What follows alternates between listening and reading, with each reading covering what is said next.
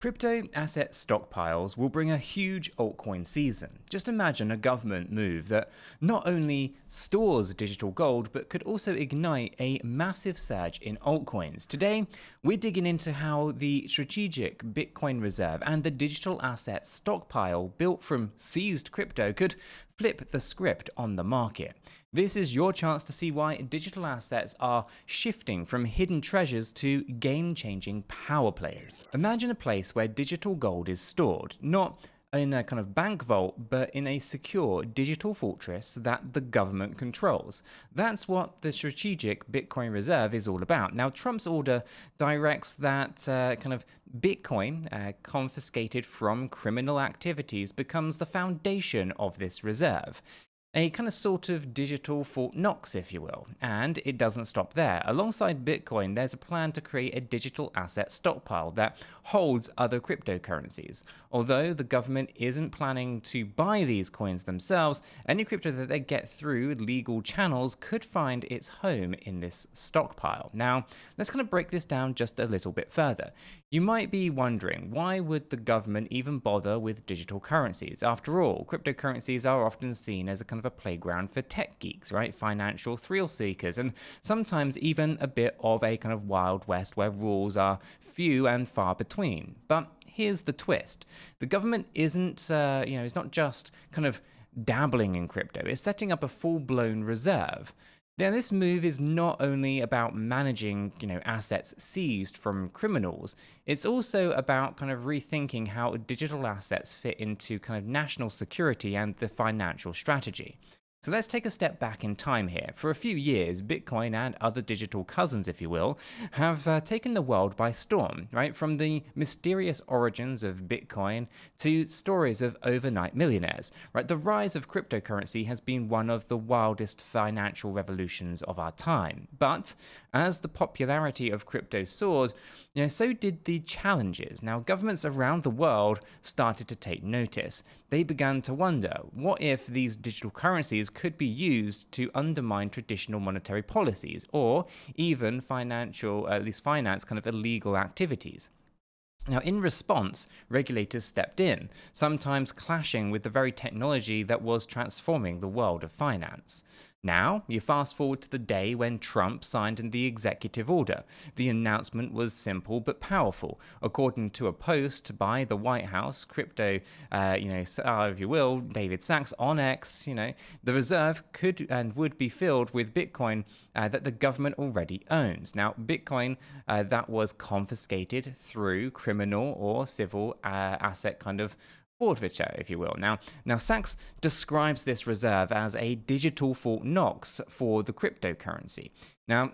And of course, he also stressed that these digital assets, they wouldn't be sold. They would be kept as a kind of store of value. So think of it as the government's way of saying, we're not going to let these coins slip away into the market. We're also not going to use them for everyday spending. So this order comes with layers of complexity, right? On one hand, it is kind of a recognition of the increasing importance of digital assets in our financial system. And on the other, it raises questions about transparency and accountability. Now, Sachs pointed out that there has never been a kind of complete audit of the government's crypto holdings. By mandating a full accounting of these assets, the order aims to bring some clarity to a field that has, often kind of been shrouded in, mystery. Now, for many, this is a kind of step towards modernizing how the government handles digital money, but it's not without its critics, right? One of the challenges here is that the government's holdings in crypto are not as straightforward as they might seem. Now, Arkham Intelligence, a firm that tracks crypto assets, reported that the US government's crypto portfolio is worth over $18 billion. Now, with its kind of largest holding being kind of nearly 200 Bitcoin, yet despite these kind of impressive numbers, there's been a lot of back and forth about what exactly is the government's vault's value. Or at least a digital vault, should say, right? Now, earlier reports even suggested that other cryptocurrencies like XRP, Solana, Cardano might be included, but the data shows that the government doesn't actually hold these coins. Instead, it appears that Bitcoin is the main player here, with Ethereum making up a smaller part of the portfolio. So this brings us to a key moment in the story then, right? Trump's executive order isn't just a piece of paperwork. It's a signal that the government is rethinking its role in the digital asset space. For years, governments have been wary of cryptocurrencies, often kind of painting them, I guess, as risky, volatile, and even dangerous. But by creating a reserve out of the very assets that the government is effectively saying that digital money is here to stay. Now, it's a big pivot from treating crypto as something that to be kind of regulated out of existence to treating it as a legitimate asset worth safeguarding.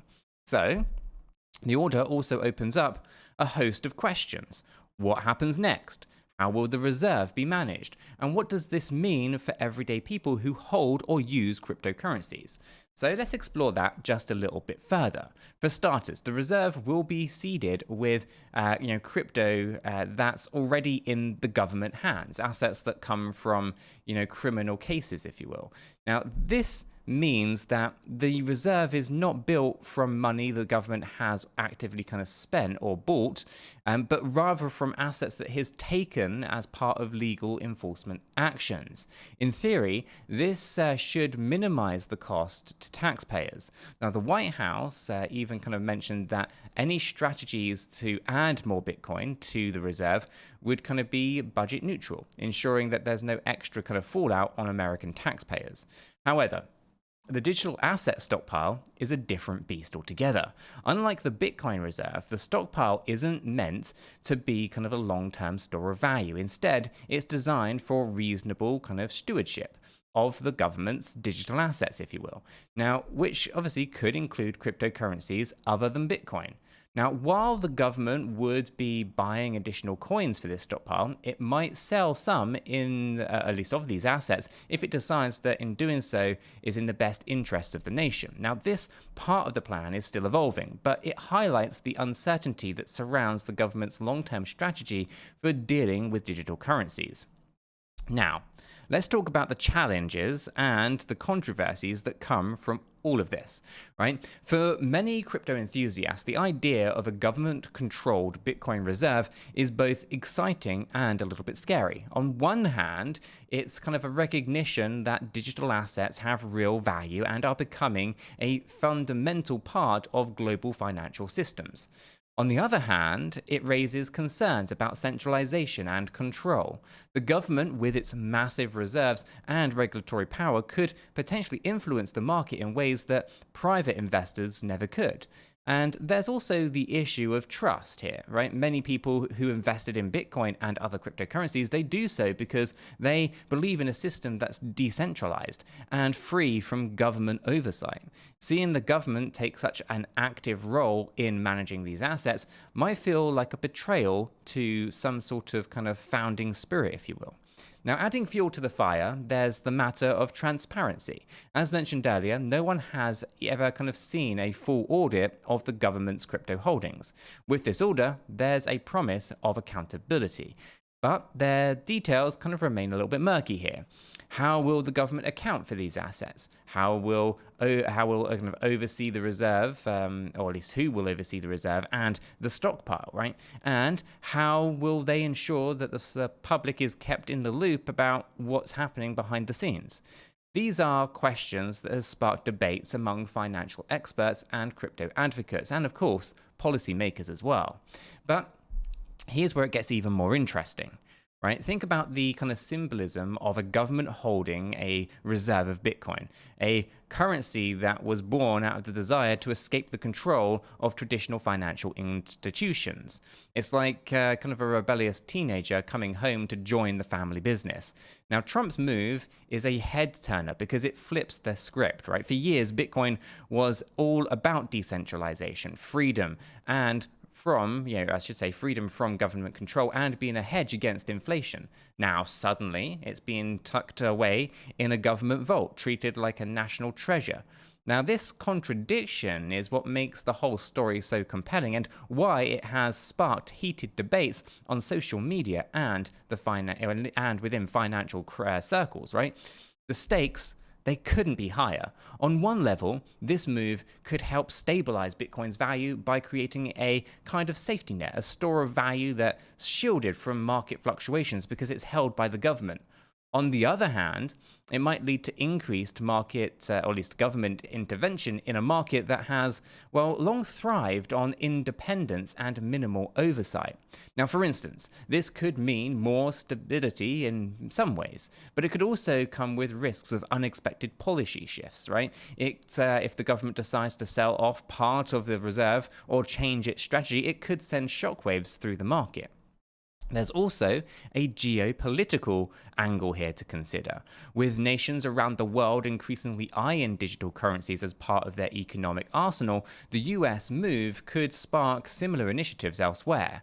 Now imagine a scenario where multiple countries set up their own digital asset reserves, each eyeing for dominance in their own digital economy. This could lead to a kind of digital arms race, where economic power is measured not by dollars or gold, but in cryptocurrency reserves. It's a fascinating thought, and one that underscores just how revolutionary this executive order actually could be.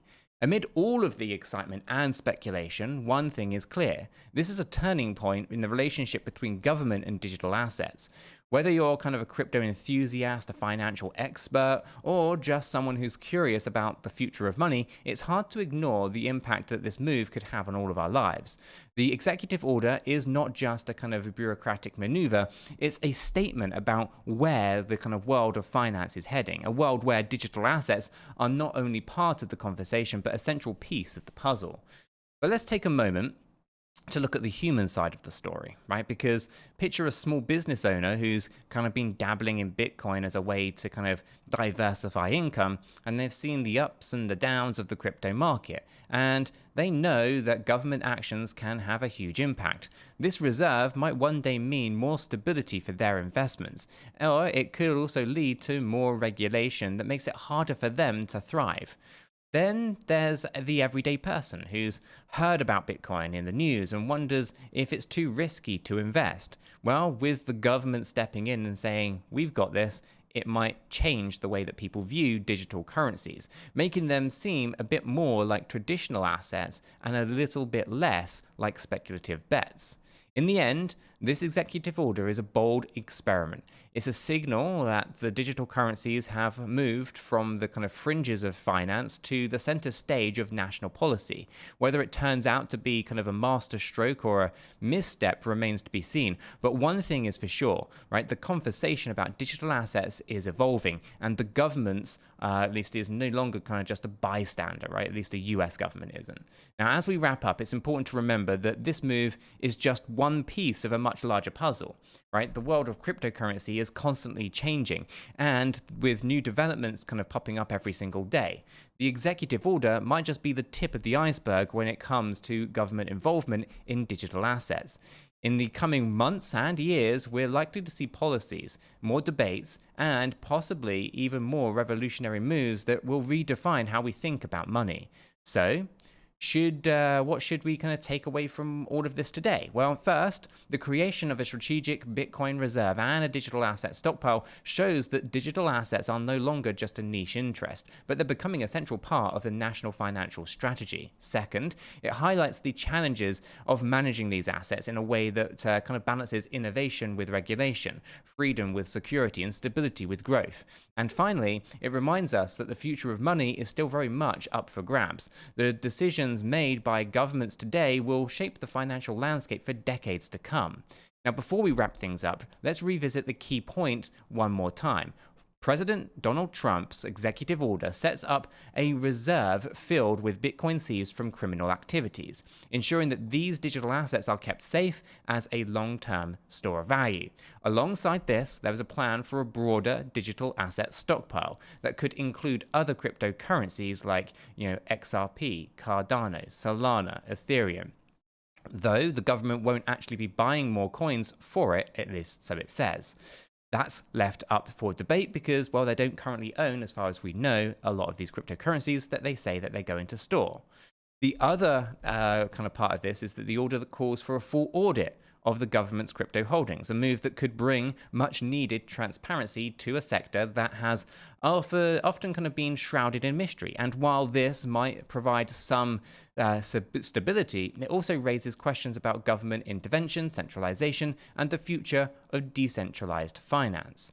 Now, the move has sparked debates among crypto enthusiasts, financial experts, and policymakers. Some see it as a kind of smart step towards legitimizing and stabilizing digital assets, while others worry that it could lead to increased government control over the market that was once built kind of on the idea of freedom from traditional financial institutions.